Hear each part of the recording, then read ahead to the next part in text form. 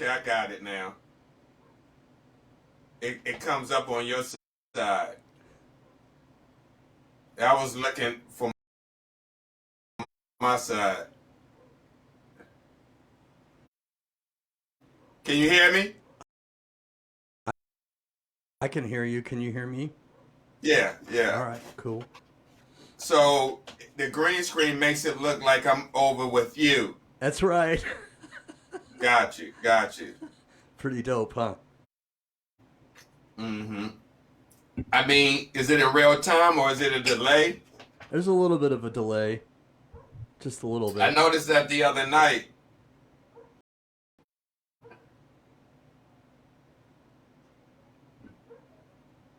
All right, I'm going to go. So, bear with me. What we streaming on? Just Facebook right now. I'm going to upload it to YouTube later.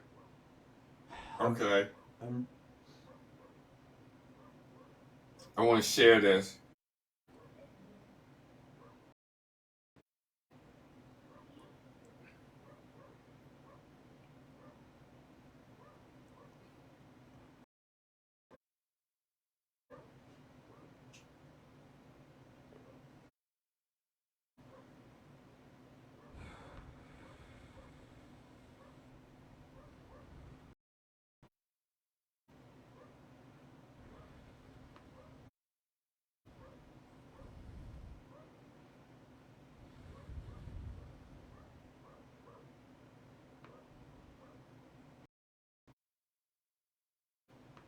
All right, here we go.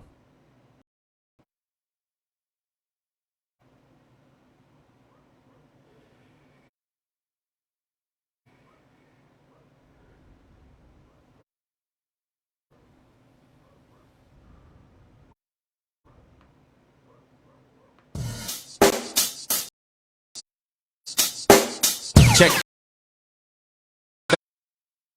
the mic and make sure it sound right, boys.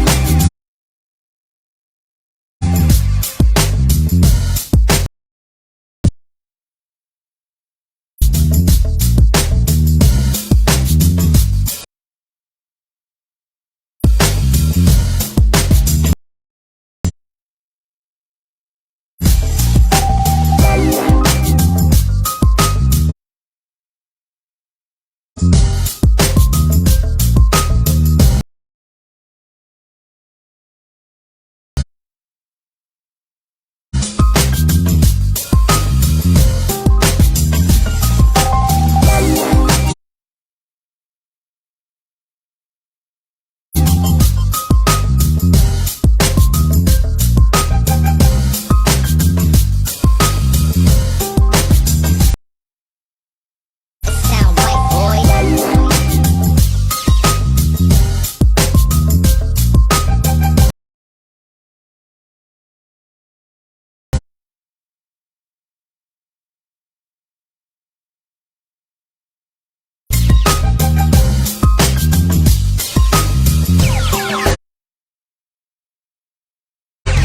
It sound right, boys.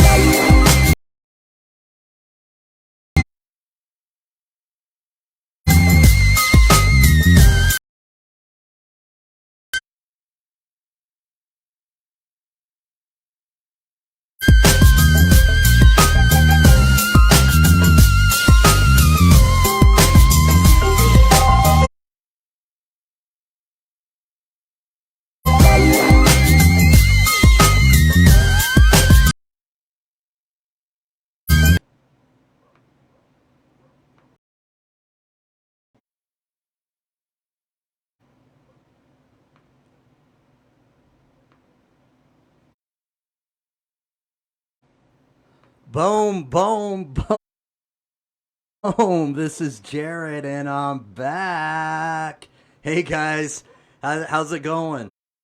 Boom, boom, boom. All right, man. Let's do this. All right, so we've got a kind of an impromptu show that I'm doing right now because I wanted to really showcase and celebrate,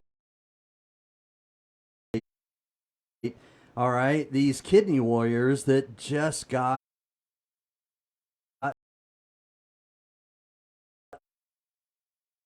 a kidney. All right. So as you already may know, we've got.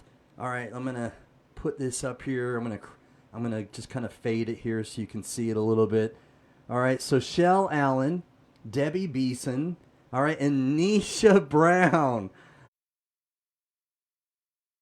All right, they all got a kidney transplant surgery. All right, so we're celebrating. All right, we're celebrating. All right, so bear with me. I'm going to try to get the confetti going. Hold on. All right, so.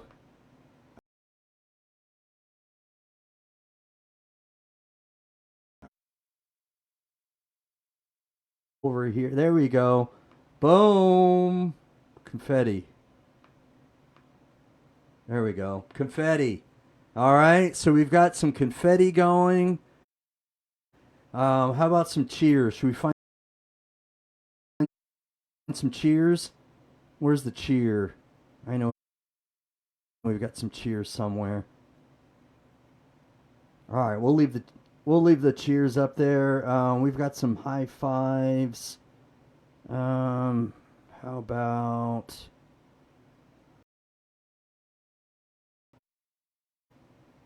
All right, I'll find the cheers later. So I'm gonna bring on a special co-host. Y'all know him. All right, Steve Belcher. He's an author. He's a registered nurse. He's a kidney disease patient advocate. All right, and he's part of the Urban Health Outreach Media. All right, so you know what we do. You know how we roll. All right, here's co-host. Oh,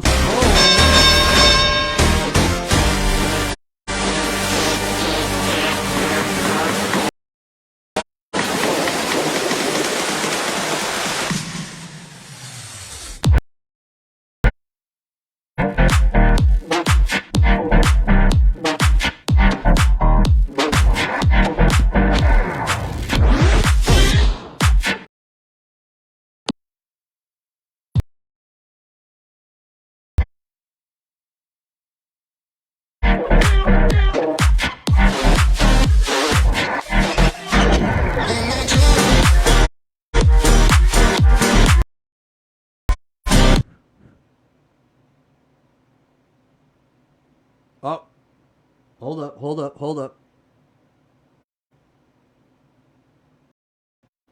Come on. All right. A little bit of a lag.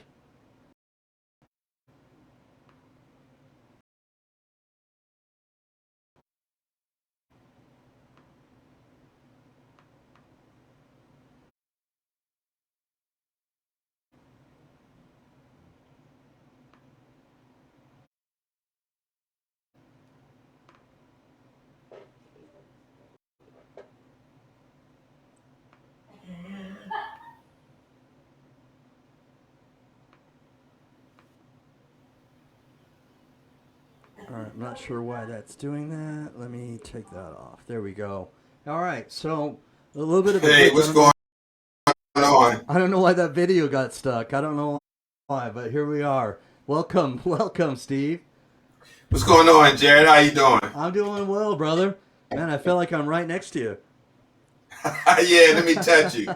Yeah. Oh, this side. Oh, there we go. Yeah. So how you doing, man? Hey, man, I'm just taking it one day at a time, Jared. How about Good, yourself? good. How's everything in Utah? No, man, it's good. It's good. You know, a little bit of overcast today. We got a little bit of rain, a little windy, but it's good. It's good. A little cooler, you know. And the nighttime it's cooling down a little bit, so it's fall is gonna come pretty soon, man. I like this time of the year though. I really do. Yeah, I like the beard and the haircut. Thanks, man. You look fresh, Yeah, like you ready to go. that's right, man. I got to keep it high and tight. Right. Yeah, man. So this has, man, been a great week. What, three Yeah, kidney warriors getting transplants? that's right. That's right. And the the really cool thing about Nisha Brown, all right, is that I don't know if you remember, it's been a minute, all right, but on March 6th, 2019, my very first Warriors Quest show, all right, where I was kind of raw, all right, and it was just a little bit, we were kind of feeling things out and trying things out. She was one of my guests. She really Really? was. Yeah. Wow. Wow. I mean, what's that? Been about what, almost 3 years? Almost 3 years. Almost 3 years. Yeah, a little over 2.5 And that's years. how long it's taken her to get a transplant. Right. But I was thinking, Wow. okay, everybody from that original show, that episode, nearly all of them now there is hope, Wow. So it's pretty good odds if you come on this show, if a lot of people coming on this show actually get kidney transplants, it's there's some luck or someone from above, is helping us out. I don't know which. Right. It's that look. It's your color, the Irish luck. The green. Right.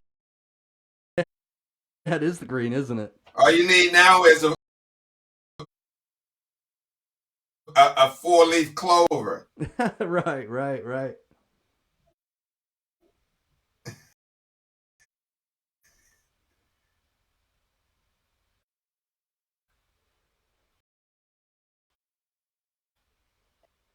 I'm just looking at myself. Pretty funny. Yeah, man. So, did you see what Chele Allen had her transplant and went live right after the surgery? No, I didn't see that. For real? I don't know if it was directly after, but I mean, she didn't waste no time, and that's awesome, man, to give other people hope. And wow. She brought one, I sent her a book. So she has a picture when you look at my videos that I'm promoting the book. Okay. She's one of the pictures holding the book. All right. Right. I see we got Shane Blanchard. What's going on, Shane? What's on, Shane? Did you see the duet I did on his TikTok? Eminem TikTok? No, I haven't seen it yet. That's pretty cool, man. Yeah, I did a duet with him. That's cool. Yeah, he's pretty funny on TikTok, isn't he? Yeah. All right, so it looks like he's also shared to his that's the same one. Let me bring up the other one. He's shared to his Midwest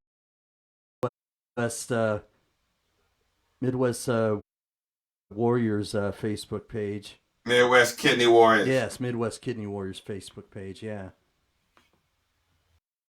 All right, here we go.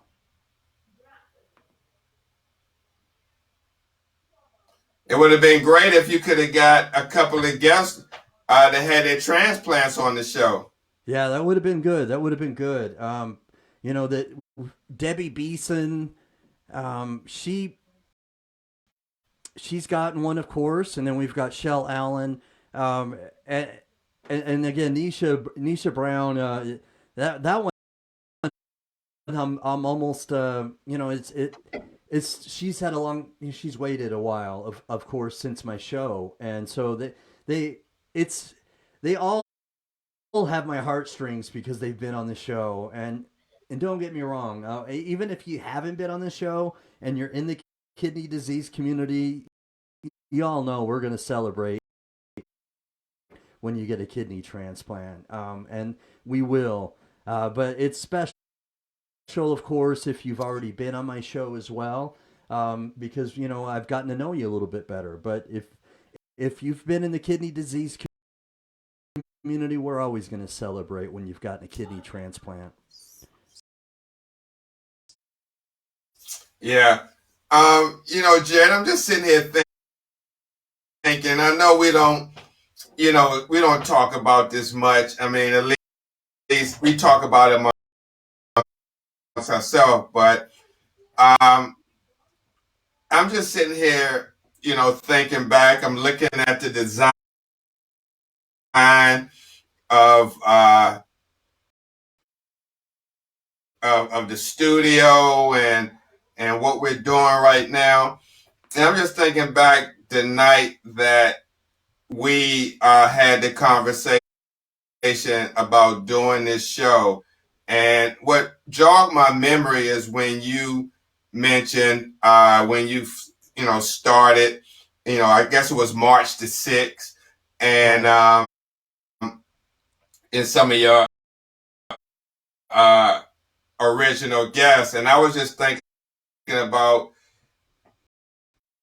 you, I, and your brother thinking about the show and the concept and, having 5 or 10 people rotating through. But I mean, fast forward to where I see you at today and doing this and seeing some of the people responding to you on TikTok and other social media platforms, man. I think this was the best thing we could have ever done in the kidney community space, because there's no other show like this. I mean, don't get me wrong. I mean, there are other shows that talk about kidney transplant or helping someone find a kidney transplant. But I think this show was the original one to start that kickoff for other shows to do. And I'm just glad that I'm not sure how many people have been on your show that went on and got transplants. One in particular that has really surprised me and flourished in the advocacy world is Hope with Jonathan. Right. Jonathan Trailer. Yeah, he was on your show, and then a week later,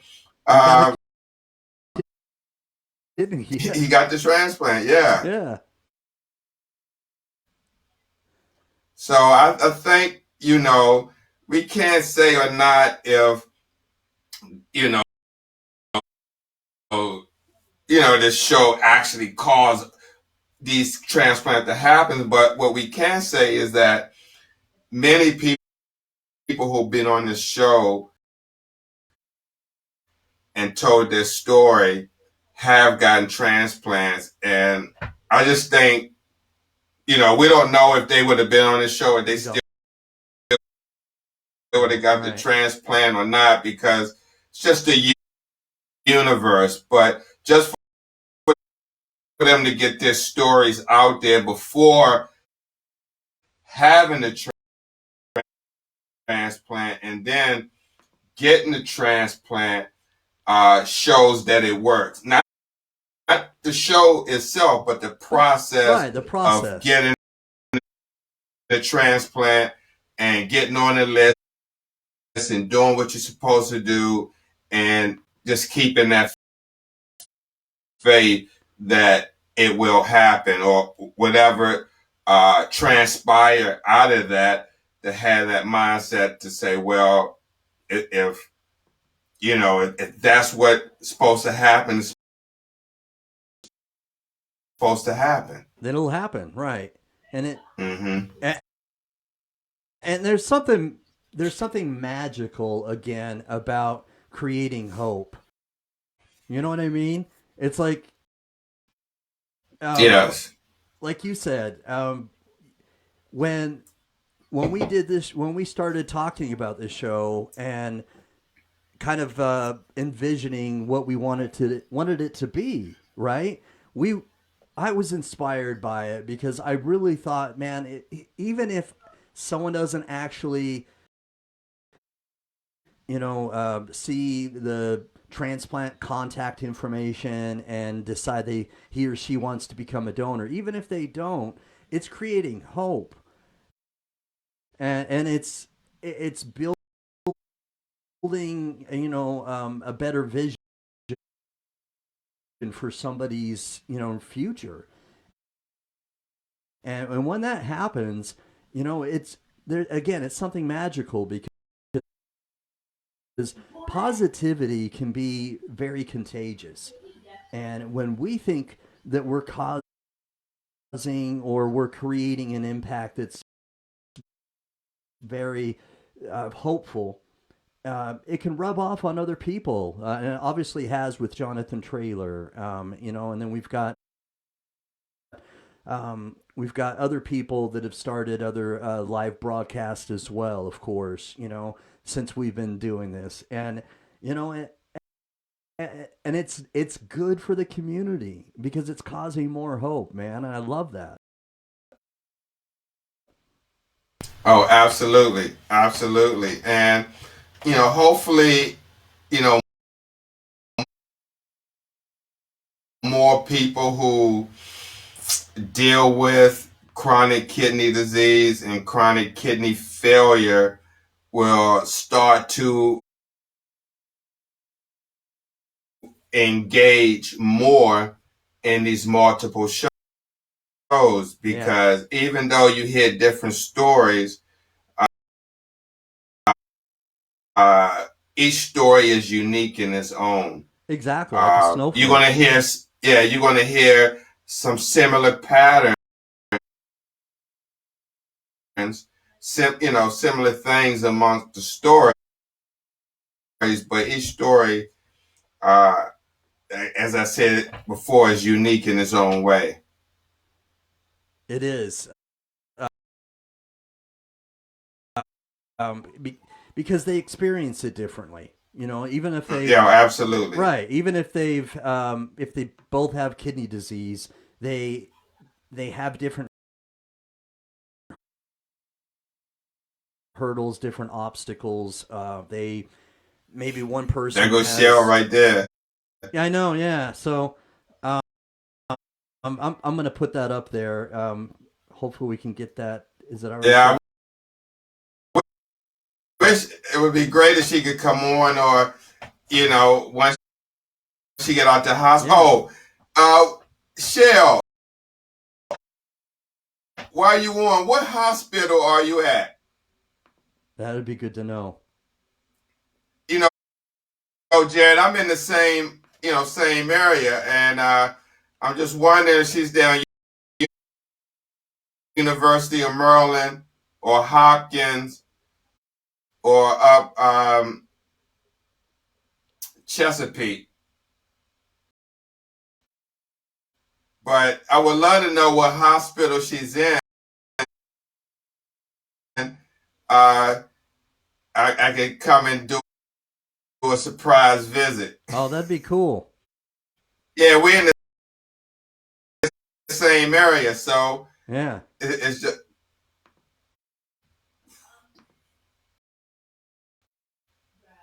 All right, Jonathan Traylor's commenting again. I'm going to put that up there. So he says right here, thanks again for the opportunity. It's because of your show I wanted to do mine, inspiration. And that's kind of what I meant, Steve, in regards to it's something, there's something magical about what we started, because we've it's caused other people to want to do more. Other people are wanting to make an impact, just like what we've done, and it's causing a ripple effect, and I think that's strong. I think that's there's something just very powerful about multiple people coming together and making a bigger impact, and to think that, that we've inspired him, man. That's it's flattering, and it's also it just makes me feel like it's gratifying. Do you know what I mean? Yeah. It feels like we're doing something that's fruitful, productive. Oh, absolutely. Absolutely. I'm glad to be a part of it. All right, so man, Shell's watching. Hopefully, we can get this shared out there so that we can maybe have Nitia Brown see this, Debbie Beeson, and some other people. Again, we're celebrating. We've had some kidney warriors get a kidney transplant. And so we're going to celebrate every time this happens. You can count on the Urban Health Outreach. We just got to know about it. That's right. You got to let us know. Don't be stingy. Don't be stingy. Let us know about it, and we'll celebrate. We'll get the confetti. Yeah, and again, Jared, I can't overemphasize that you have over 500,000 to 1 million people that probably deal with kidney disease and kidney failure. A lot of them are on social media platforms talking about it. However, we need more engagement. We do, yeah. We need more shares. Even though we're, Joe Patterson. Oh, I haven't seen Joe in a long time. What's going on, Joe? Peace and blessings to you, brother. Yeah. Good to see you. But we need Jared for. Oh, okay. Are you still at Hopkins?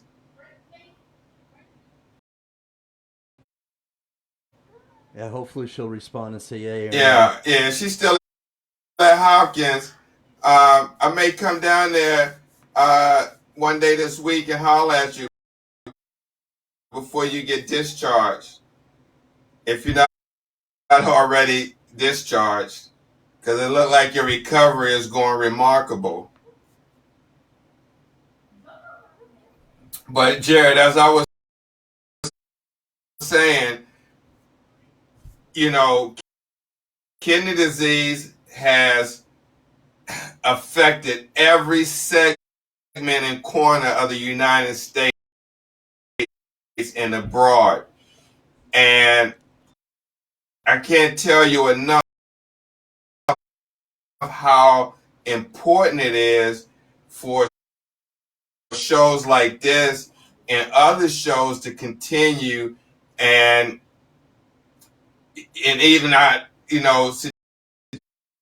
just even new shows that come up to talk about topics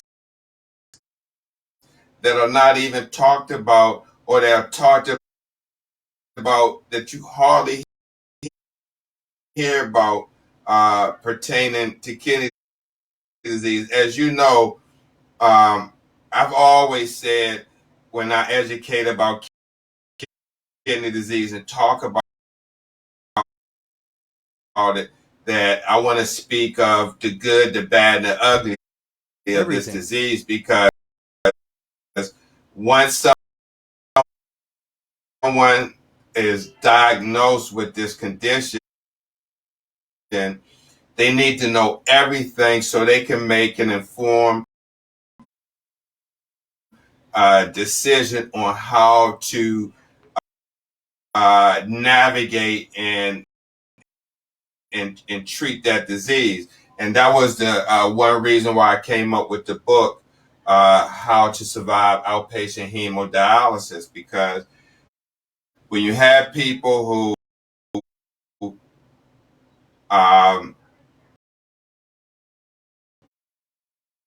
get diagnosed and they don't know anything about it, it gets to a point where sometimes they can accelerate disease more sooner than later than kind of putting it at bay. But with this book, it basically talks about once the person gets to that point of dialysis, of having to go in an in-center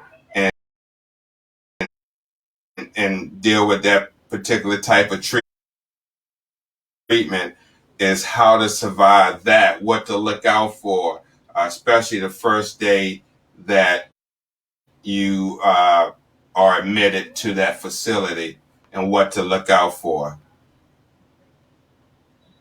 So, thank you. Yeah, I've got a question. I want to talk about that. Let's stay on that. But this is Latoya Dixon.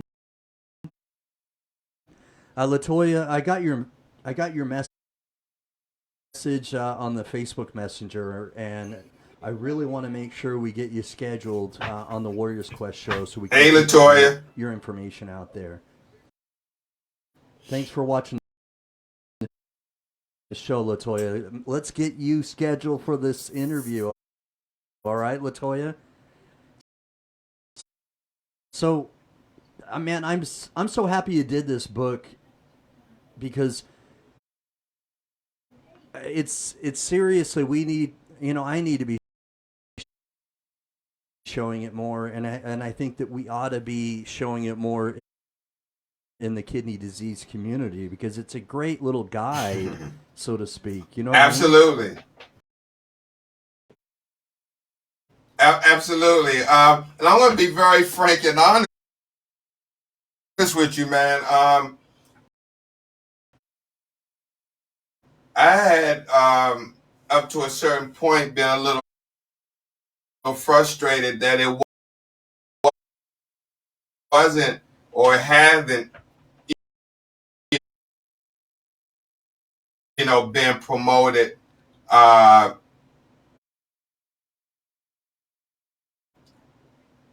I got to give you my new number. I've kind of been disheartened because it hasn't been promoted like that, but I haven't said anything. This is something, I'm being transparent about, right? And that I deal with internally. However, with that being said, I started a new marketing campaign to try to get it out there, with pics of some of the people who have read the book.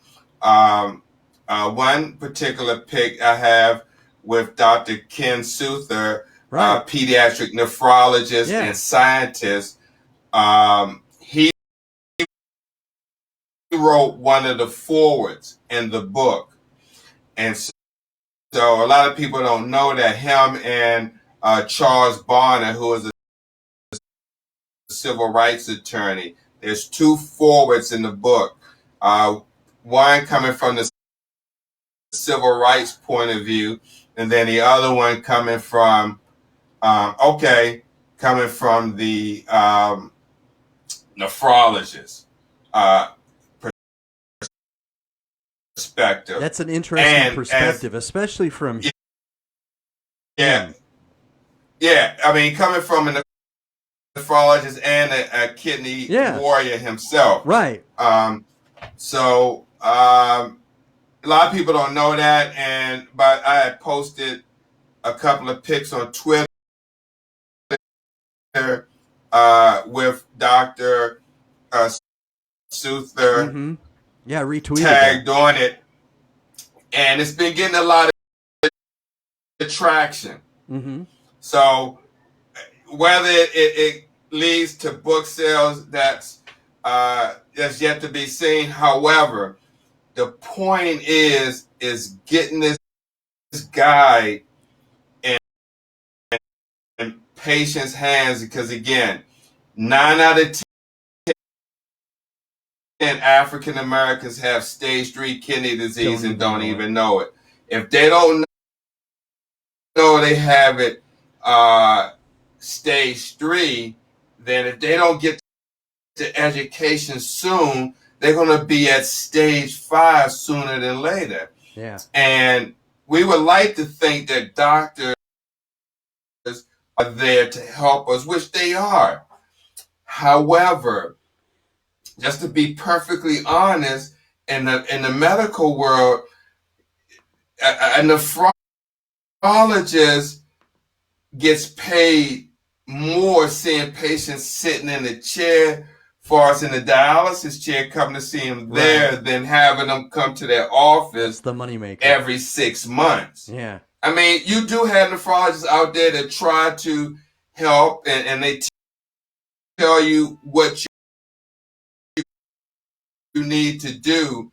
But if one doesn't ask questions and, really take charge and be intentionally mindful of watch what you're doing, then it's easy to fall in the pattern of okay, you hear the doctor, it goes in one ear, out the other. Mm-hmm. You get back because you don't feel any symptoms or anything going on. You go back to what you regularly was doing that brought you there in the first place. Then the next thing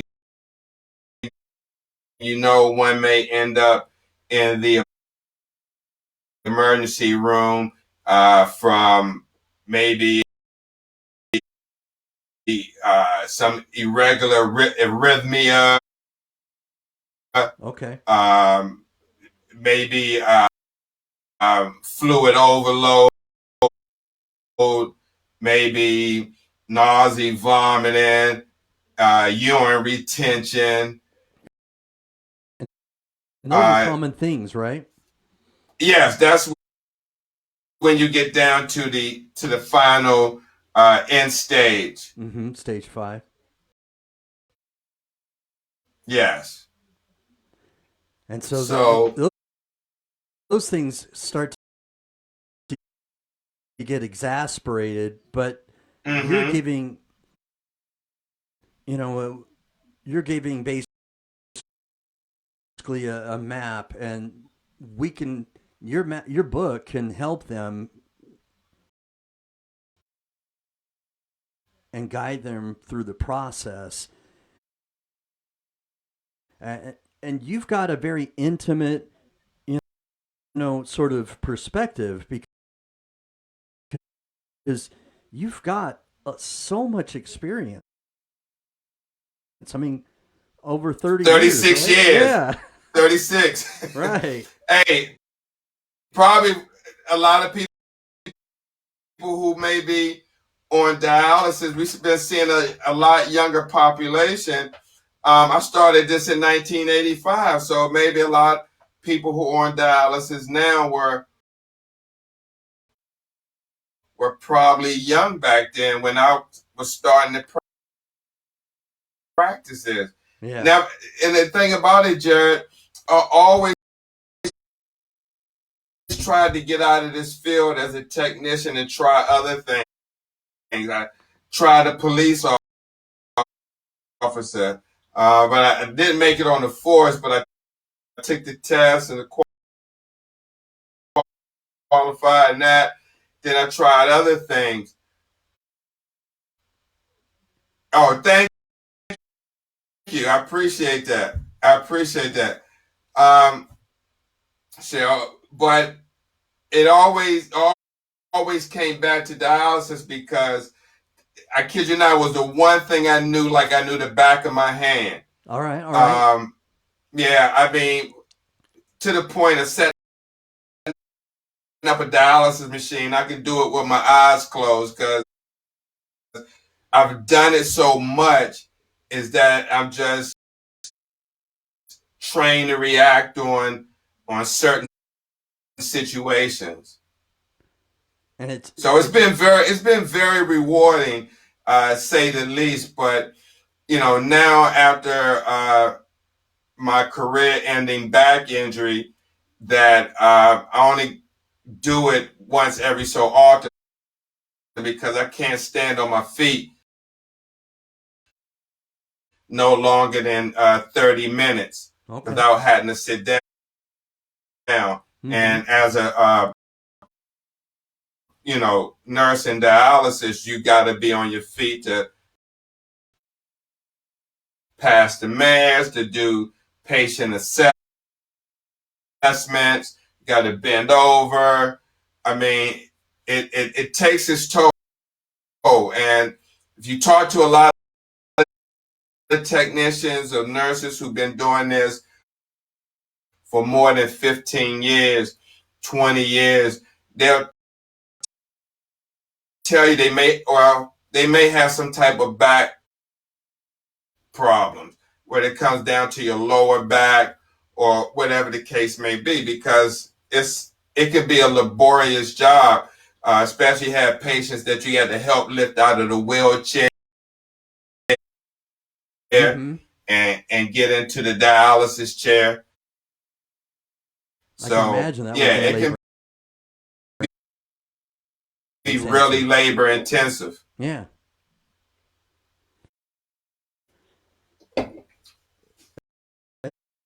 And you've been able to cultivate some really good relationships over the years. I mean, you've told me about, people that have watched the show that were actually patients of yours, and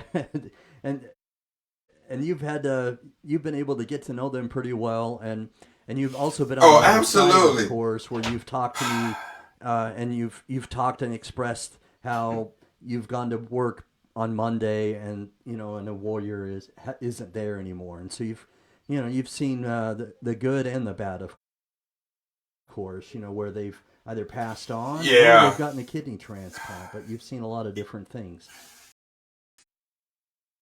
Oh, yeah, absolutely, Jared. So with today, it's celebrating the kidney warriors that have had a kidney transplant. How special is that? How special is it that they've been connected to our shows, and and then they've been in the community and they've supported us, like Chele Allen. I mean, not only did she buy your book, but she's constantly watching our shows. She's commenting, and and just been an avid supporter, of course. Yeah, it means a lot when you put in that perspective. When you're actually doing the work, as far as myself, I don't think about that. I just do what I do, and it's almost like I look from the inside out, instead of from the outside in. So I don't really, get a chance to hear that or see those comments. But I was just sitting here thinking, um, just as kidney warriors get transplant, they also pass away. And I don't mean to interrupt you, but I thought she was off Facebook, so this is a surprise to me. But look who's watching. Aaron Wheeler. That is awesome. I mean, that's someone that you've been able to cultivate a really good relationship with, and you had an opportunity to meet her in person. I have a very special relationship with Erin. I can pretty much say I love her and her family. I mean, I love her in a God way. I had an opportunity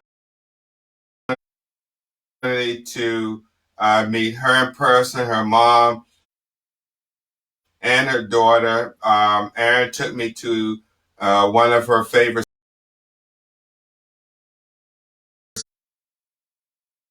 spots in Southern Maryland see privately goes Okay.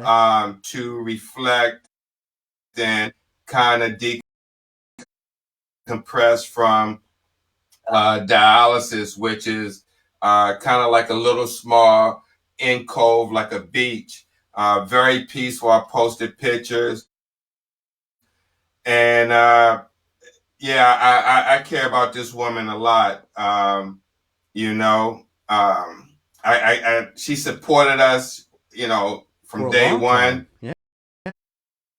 Yeah. Yeah, since 2014, when I first started Urban Kidney Alliance, and I was posting like crazy, different education stuff, really kind of wet behind the ears and what I was doing, but I knew what I was trying to get out there.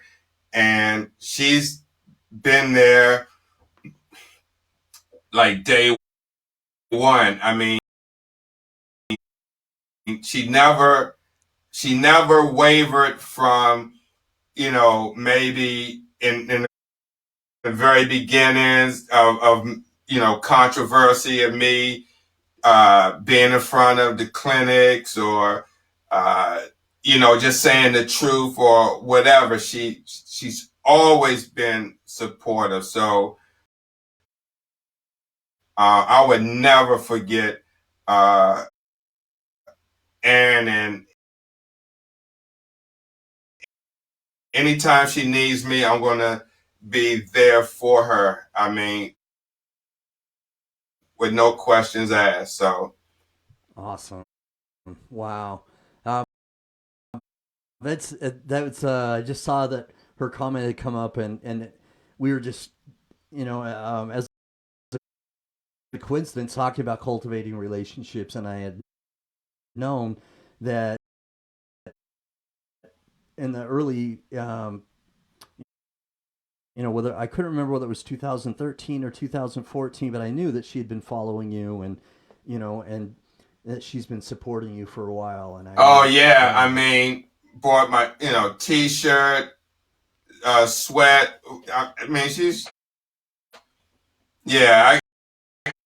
I can't say enough about her. I really can't, and she's know that whenever she needs me, that I'm gonna be there for her.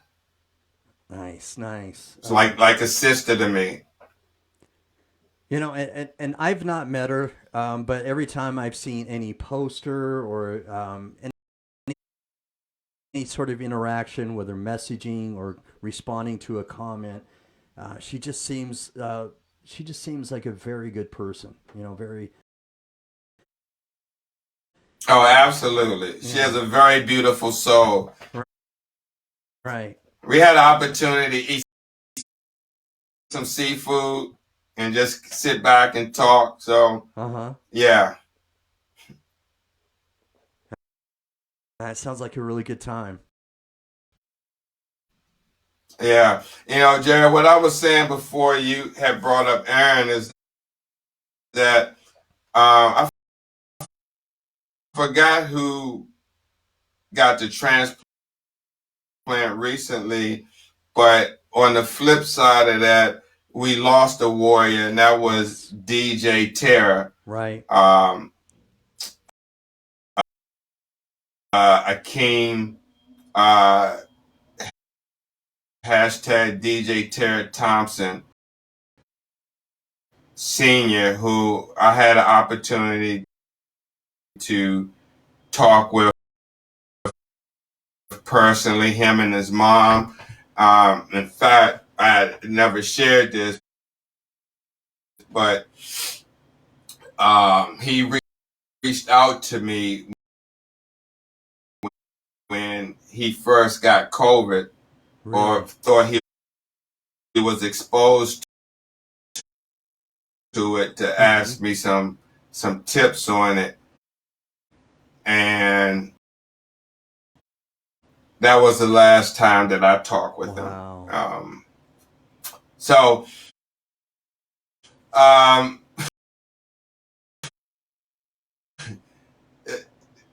in this particular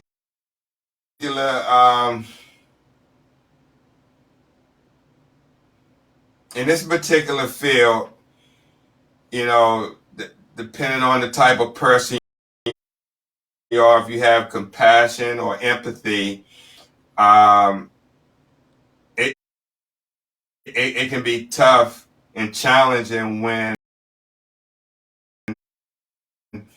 uh, if you don't have boundaries set and when you work with patients, but that's hard to do when you're working with patients 3 days a week You see them often. for 5, 10 years, Yeah. and next thing you know, you come in and they're gone.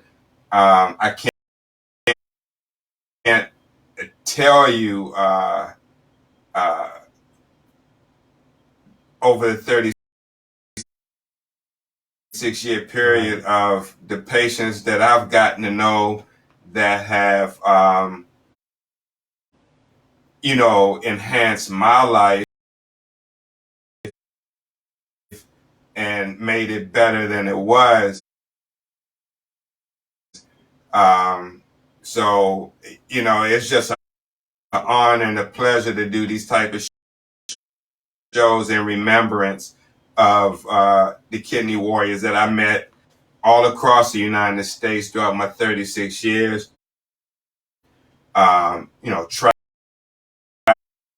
Traveling, doing this, and meeting people who didn't know me, but invited me into their homes on Christmas and holidays. Wow. When I was away from my parents and my family, and I was, even Texas or California, Nevada, always had a place to go. So, yeah, man, this is very special to me. I can't, begin to tell you of, my journey in this, in dialysis. Even though I had some bad times and good times, it's been very, very rewarding. Yeah, and Aaron has responded here just now, and we're reading. Yeah, I love you too, Aaron. And I want to be reaching out to you this week. And man, when we first started talking about collaborating and doing this, I would, like I said at the beginning, because Nisha Brown was on my very first interview, and I was hoping to put it together within the last couple of days and show a clip of it, but maybe I'll do something a little bit later. But she's always smiling, Nisha Brown, and it's good to see that she's had a kidney transplant, and Debbie Beeson, and then we've got Chele Allen, of course, and the it's just gratifying, and it's humbling, okay, because I know I know it's not me, okay, and I know that that even the hope that I'm creating, even though I'm doing it, it's not it's not just me, because I wouldn't be doing this without you. I wouldn't be doing it without without God, and man, to see kind of the evolution of what we've done, and then even looking back on just like a year ago, and now looking at what we're doing now. I mean, to me, it's just an exciting ride, and it's it's very rewarding, and and I said this maybe a couple shows ago, but I wanted the next time you were on a show with me together, co-hosting, I wanted to say publicly to you, brother, that I value your friendship, and I wouldn't be doing this today without your inspiration, and I wouldn't be doing this today and making an impact like I am without your hand in this, and I'm very thankful for that. Oh, thanks, man. I appreciate that. And see, a lot of people, don't know that. I mean, we've done this. You've done the Warriors Quest pretty much every Wednesday, unless you had to reschedule. Right. But you've been pretty much consistent every Wednesday for at least 3 years. Yeah. Maybe 2 years. Right. I mean, I don't know. I don't know how many broadcasts that is. That's a lot of broadcasts. I mean, it's like over 100. I mean, hundreds of broadcasts, and we never once. Hey, Jen, how you doing? We never once, did a 50th show, because that's not what we're about. We're about getting the information out there, and advocating.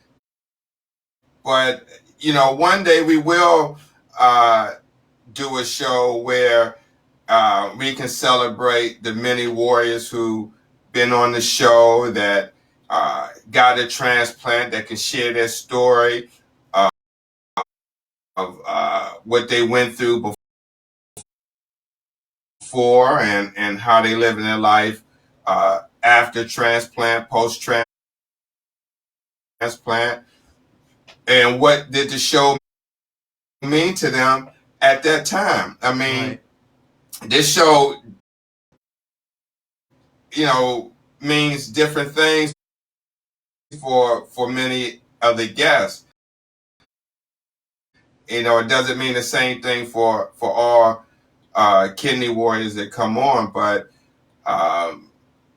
we just wanted to be a platform, an extra platform, other than what they may already have, to at least help them get the word out, and maybe someone will see this, or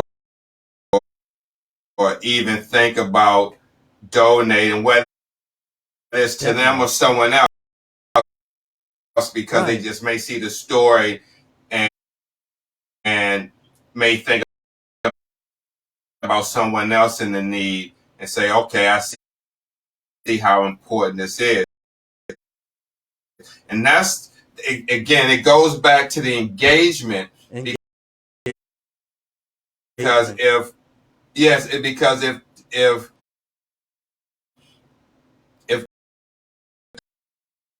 the population doesn't know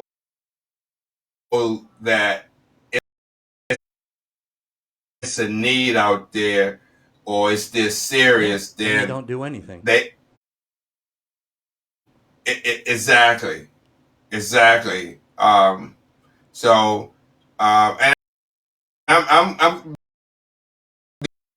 be honest with you, I'm kind of disappointed, which I knew this was going to happen.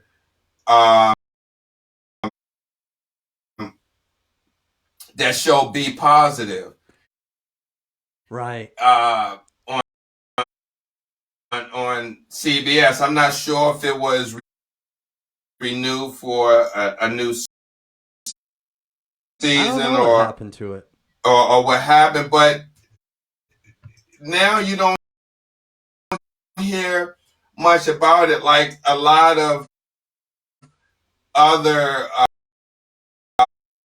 um, things that try to promote or enhance uh, transplant or education in kidney disease kind of falls to the wayside, and that's another reason why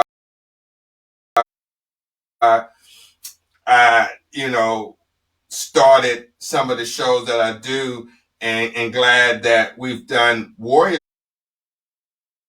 Quest is to keep it in the forefront. Even because I remember in the very beginnings, Jared, it would be maybe one or two, three people. You remember those days? Yes, I do. And we can still use more people to engage and to come on. But in the very beginning, um, it wasn't a lot of people watching us, and I guess maybe they didn't know how to take it. I don't know, but It's a good question. go ahead.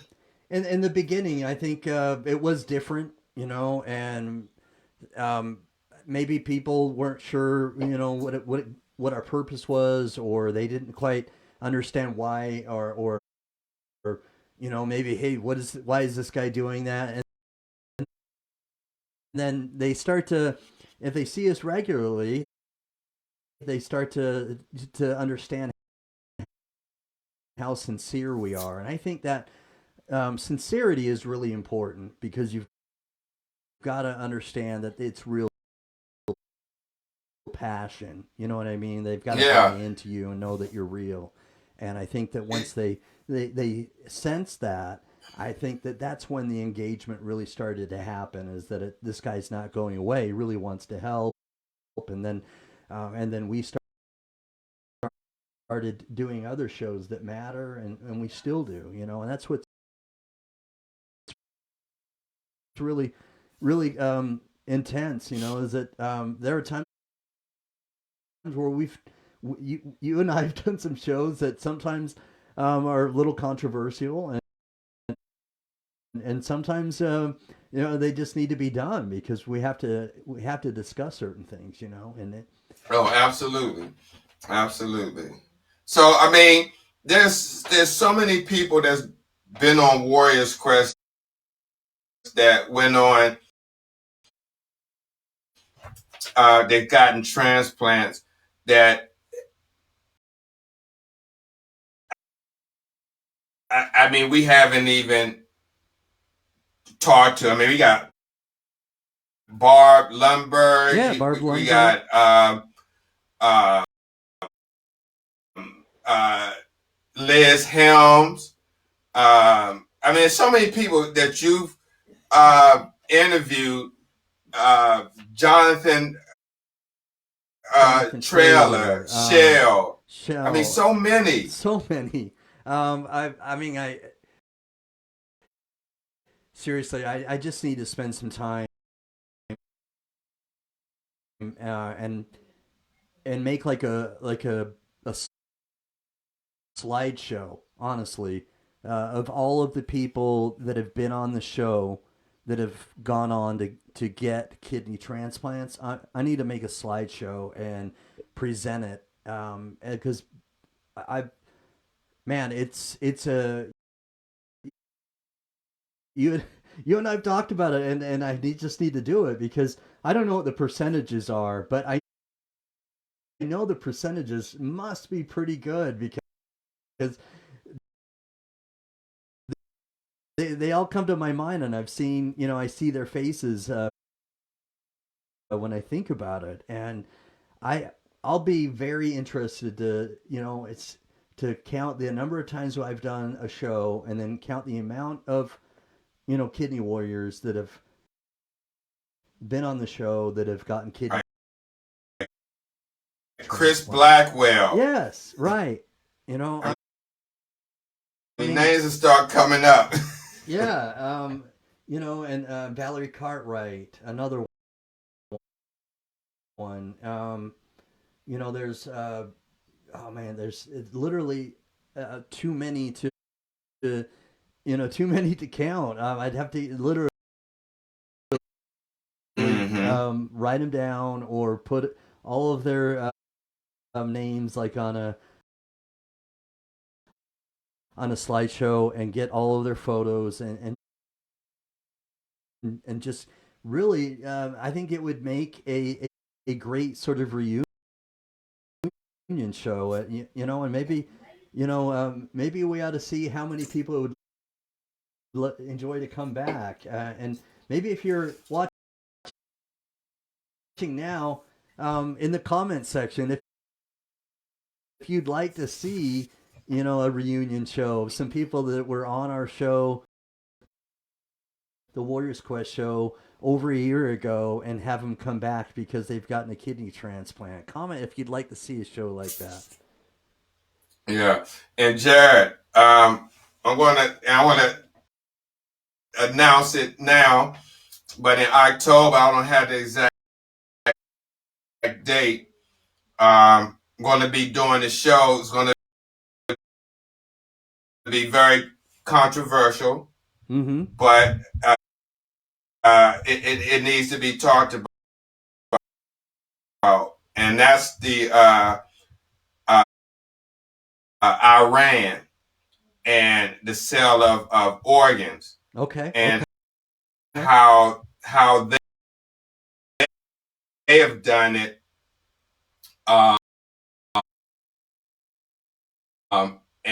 and it being regulated. All right. So that's a big issue for people. But Iran is the only country where it's legal, or yes, okay, where it's legal.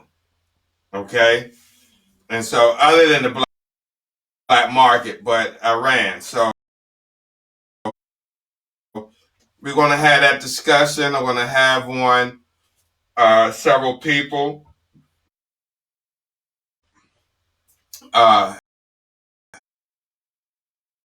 Transplant surgeon, investigative journalist, and I don't want to get their names out now because I got to get the commitments. Right. And transplant recipient. So watch your head. Yeah. So that's going to, okay, is it this way? Oh, no, over that way. No, but yeah. So that's going to be in October. So I just want people to look out for the advertisement. It's going to be on the Urban Health Outreach Media Network and Steve the Kidney Nurse Facebook page. Oh man, so that's going to be good to watch. I mean that's something that I think we all have encountered. Anybody who's had any connection with kidney disease, because many people have been hit up, right? Like Warriors have been hit up and asked, "Hey, how much for your kidney?" And it's someone from Iran, and it. But not. Yeah, but and that's true, but not in that aspect. But let's say, how would it be if in the United States you can apply that same system? All right. Here than they do in Iran. Okay. I mean, would it lessen the transplant list? I mean, would it lessen the burden? We don't know. It's just a question to ask. It's a great question. I just find it very interesting to have a discussion on that, because there was a discussion on dialysis the other day where I think they talked about transplant, and they mentioned a gentleman, I think his name is Harvey, can't think of his last name, but he has a program. But from but people can get reimbursed for their expenses. Right. when it comes to that. But the thing is, when you talk about reimbursing for expenses, and it goes to talk about people like Selena Gomez and these high VIPs who have who had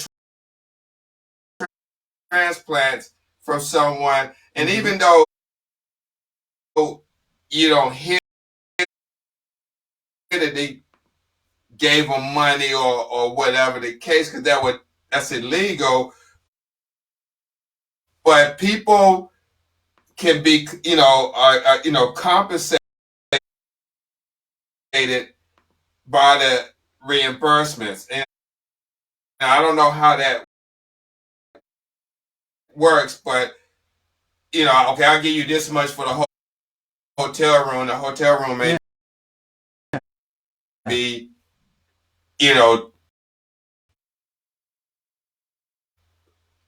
$5,000 less than what it is. Okay. than they give you. So I don't know, man, but it's just something to talk about. Put a thought in there of how, if it was regulated here in the United States, how would it lessen the burden on the transplant list? So Absolutely. the idea of how it would change and how things might be affected if it were different. Yeah, but as Jen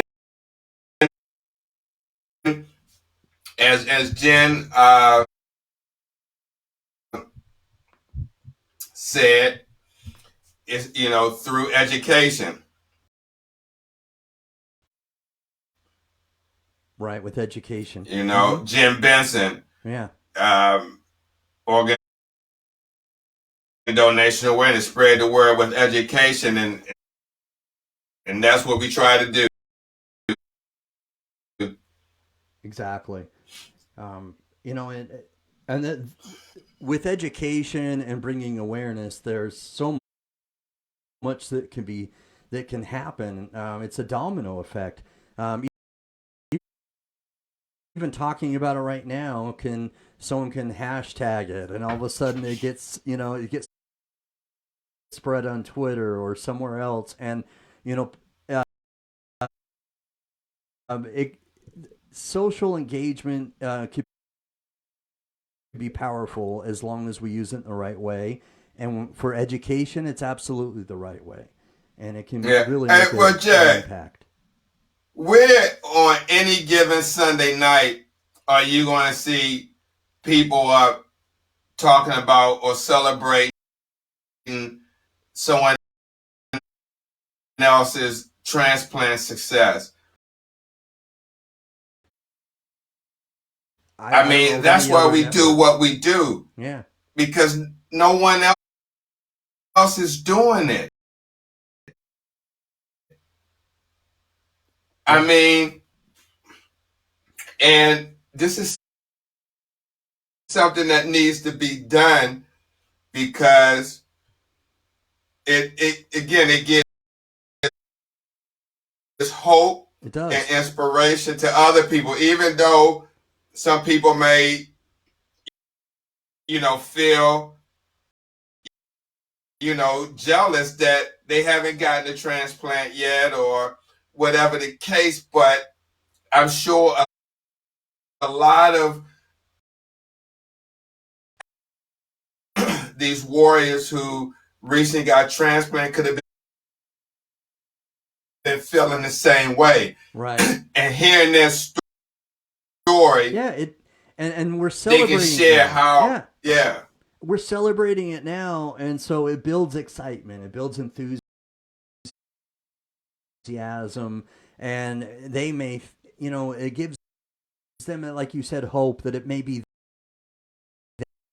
them the next time, and that we may have their photos up that they're the ones that just recently got transplanted, and that we could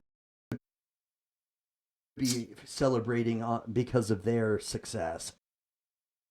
And it can happen, and it definitely, it's something I always want to do. And I'll hear about it on Facebook, but if I don't hear about it, I don't know about it, I can't celebrate it. So I need everyone to put it on social media, to let me, Steve, know, each of us, and we'll celebrate it every single time we hear about it. I mean that sincerely, because it needs to be celebrated. All right, there's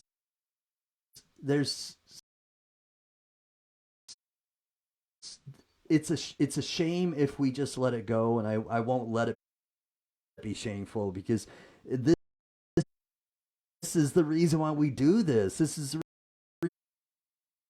reason why we have awareness. This is the reason why we have education. And when it does happen, man, we need to celebrate it, because it is a second lease on life. It's a gift of life. Yeah, absolutely. Absolutely. I was just sitting here thinking about all the Facebook groups, kidney groups that are out there, man. It's so many out there. That's why I said if we have more engagement, I know not everybody's going to watch, but the point is, when you have these groups and you're talking about certain problems or issues that goes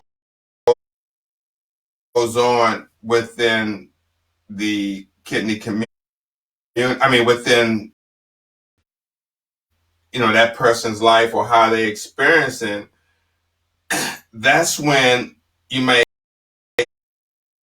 have someone who's not in the group, Right. who's new to social media. If they don't hear this or know about it, they don't know. And so that's, again, one of the reasons why we created this platform, to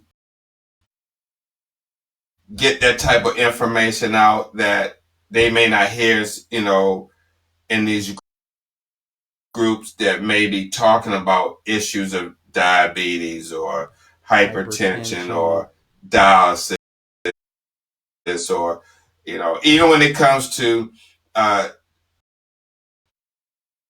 dialysis treatment, and maybe someone goes in a group and talks about how they had their arm infiltrated, or they experienced something.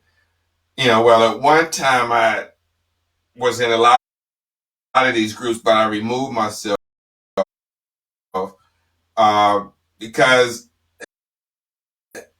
when I see something like that, I'm quick to respond, because automatically my assessment skills come into play, as if I was right there. Right. And you know,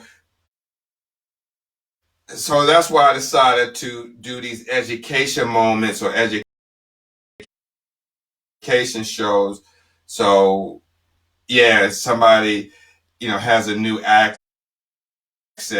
We want to have a show where teach them, you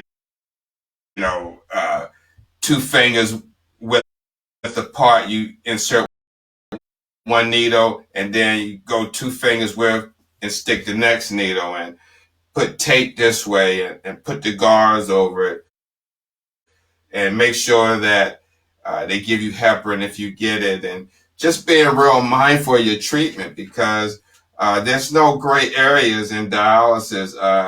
One mistake can be deadly. Wow.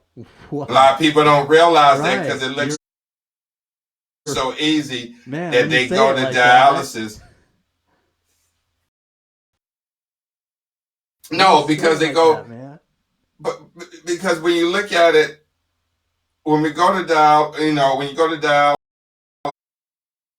dialysis, it's pretty much the same thing every Monday, Wednesday, Friday. What I mean the same thing is, patient comes in, becomes a routine. They wait to come in. They get the weight. They come to the chair. We get the vitals. Mm-hmm. We do this. Then we prep their arm or their catheter, hook it up, and then put them on the machine. Then they kick back, cut on the TV, take their stuff out the bag and get comfortable. It's like clockwork. Okay. However, when you doing these procedures, like putting on the patient when you're sticking the needle in, that's a procedure. Okay, there's a certain steps you got to do. A lot of us kind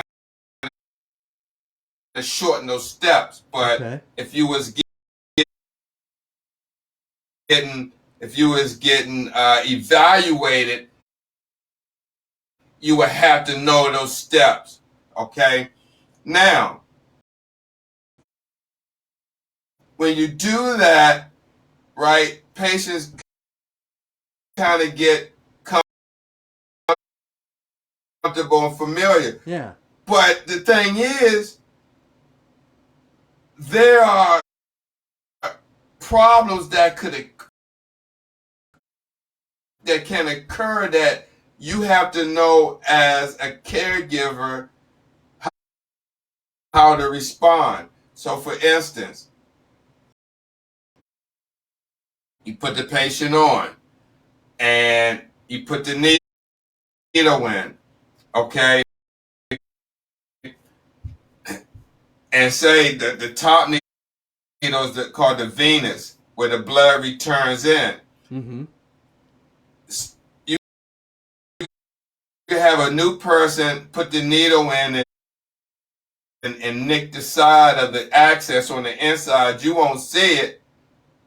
You really won't feel it until everything works right. But then when they hook up the machine and the blood goes in, you got the blood pump running at 200 to 250 millimeters per minute. That blood is going in, it goes through that hole, and it creates what's called a big hematoma. Next thing you know, the patient is screaming because they got this pressure built in their arm because of the blood went into surrounding tissue. Wow. And if the person is not thinking, you got to, as soon as you hear that, you cut the blood pump off automatically, prevent the blood from keep going in. Mm-hmm. But you're going to have staff who may panic, whatever the case may be. The whole point of that, what I just said, again, there's no gray areas. That's why you have to know and be very intentional what you're looking out for, and as a patient, to advocate for yourself, to make sure these guys are doing this, what they're supposed to be doing, because now there's a shortage. There's a shortage of staff, of dialysis staff right now, Jared. Currently. Mm-hmm. Yes. In DeVita, I mentioned that one place here in Baltimore couldn't open up because they didn't have a nurse. Wow. You know, the technicians and everybody there, the patients there in the morning, the machine set up, everything, they ready to go. But no nurse showed up. And you can't Your life is on the line. Yeah, this is your life. yeah, you can't start the unit without a nurse. You got to have a nurse. If no nurse, you're not opening up. Wow. They, you know, at the last minute, the administrator called and told them we got to shut down. Patients got to go home. You got the wasted supplies that's already set up. You know, you done mixed bicarb. That got to go to waste. Yeah, man, it's something. And so you got a shortage of staff. That means you're going to have staff from other places come in and fill in that don't really know the patient. They just going to look at the orders and run you, you know, what they see. They're not going to basically take the extra care that the regular staff would have done. So that's why it's very important to um, be very intentional for yourself when you in outpatient dialysis. And again, that's why I wrote that book. Wow. Wow. That is so powerful, man. That to put it into perspective like that. I mean, every little move must be intentional, and it makes it, and it has to have its purpose. Yeah, absolutely. Hey, Jared, see, this is the thing. A lot of patients don't know. Say, for instance, patient get heparin, right? Mm-hmm. And see, I can speak on this because I made these mistakes, so I know it happened. Yeah. So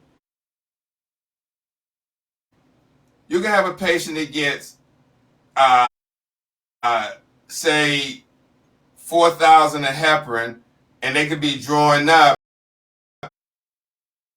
and you got two patients that had the same name, last name, and one could be getting 4,000, and one could be getting 6,000.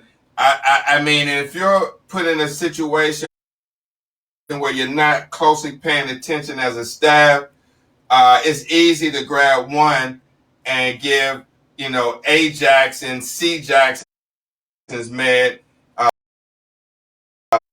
vice versa. Right. And it happens. These are medication errors. Um, that that's just one. Um, amongst many things that can happen uh, from the patient's saline bag, the liquid that hangs up that we give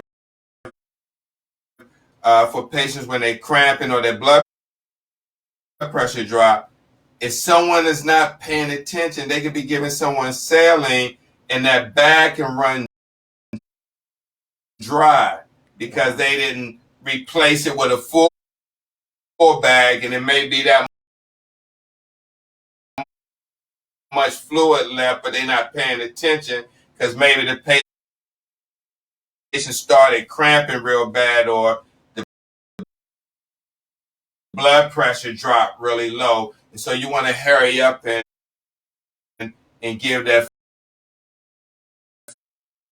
fluid. And if you're not paying attention, next thing you know, there's air, that bag went dry, and you know you got that pump spinning, so it's not pulling any more fluid, it's pulling air. Yeah. So now air is in the line, it's in the artificial kidney, and then you got these air alarm for when the blood returns to the patient. It's just a mess. I mean, the alarm is there so no air won't get to the patient. But if you got a bunch of air coming through there now you got to sit there and pour air out the line and get rid of it and pull it out. And it just, it could be a nightmare if you're not paying attention. And again, being very intentional as a staff on what you're doing and as a patient and paying attention to what the staff is doing. Well said. We've got to get we've got to get your book more visible. We've got to make sure that more people are seeing it and they know it's available. So if you haven't yet bought his book, I'm going to have him show it again if you still have it nearby, Steve. Oh, absolutely, Jared. It's small. You can put it in your back pocket. It's packed with 12 chapters and got a glossary. And we got some online resources for patients on the small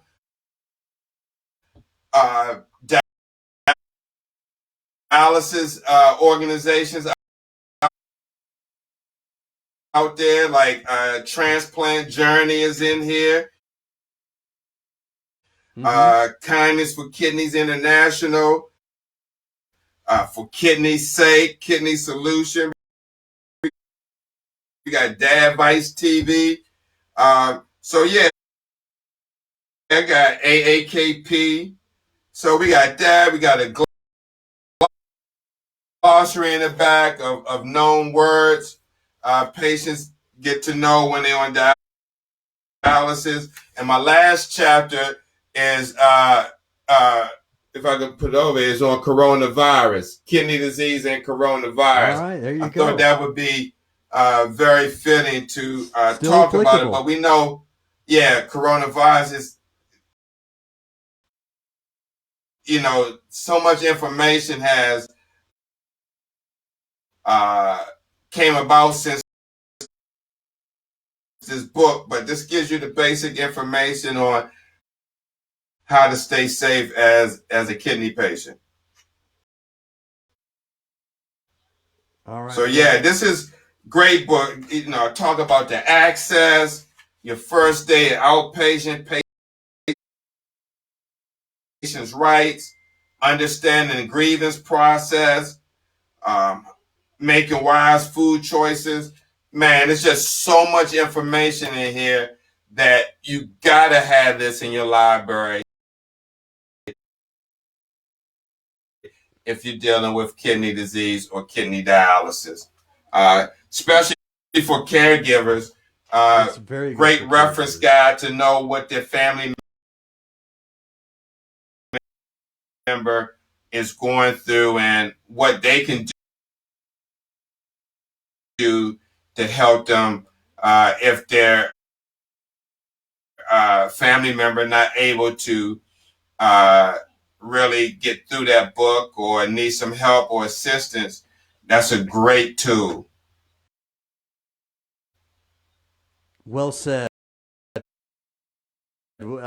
It's something that every kidney warrior can have as a very, very good sort of valuable resource. And if we don't talk about it on one show, we need to promote it on another. We just need to talk about it more often because everybody Oh, should have absolutely. that resource and know how to buy it. So it can be found on Amazon, and it can also be found on your own website, right? Yeah, that's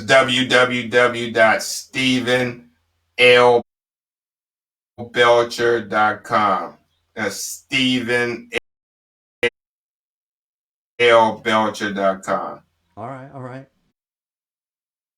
Is that Stephen with the PH or Oh, with a V. with the V? STEVEN Belcher.com. Or in Barnes and Nobles as well, Jerry. Barnes and Noble. All right. There you go, Kidney Warriors. All right, you know where to get it now. All right, brother. Well, it's been great having you come on and co-host with me tonight before this celebration of these three ladies who have gotten a kidney transplant. Chele. Yes, Allen. congratulations, ladies. Definitely look forward to having you on the show to share your experience. Yes. All right. So please continue to celebrate the success of Debbie Beeson, Chele Allen, and Nitia Brown. All right. Okay. Everybody needs to celebrate this. And when you hear about someone in the kidney disease community who's gotten a transplant, let us know, and we'll celebrate it. All right. We don't want anybody to not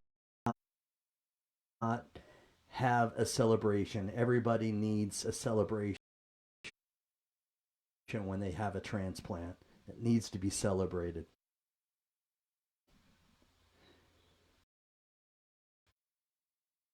Anyway, I agree with you.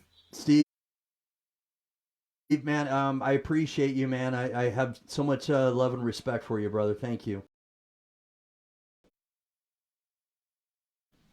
Thanks, Jeff, for having me on, man. Peace and blessings. Thank everyone, and have a good evening. All right. See you guys.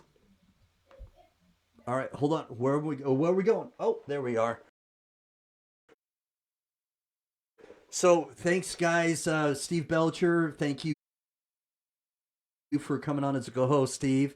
And thank you for all of the comments. Please share this so that everybody knows that we're celebrating the success of these three kidney warriors who have gotten a kidney transplant. Debbie Beeson, Chele Allen, and Nitia Brown. All right, thanks for watching tonight, guys. Thank you so much for your support for Urban Health Outreach Media and the Warriors Quest show. All right. Okay, because I couldn't do this without you. Boom, boom, boom. All right. All right. So thank you very much. I'm going to find the outro and I'm going to end the show. Peace. I'm out. All right. Where'd it go? I know it's in here somewhere. I always misplace it. Where'd it go? There it is. There it is. Boom. There we go. Boom. Check the mic and make sure it sound right, boys.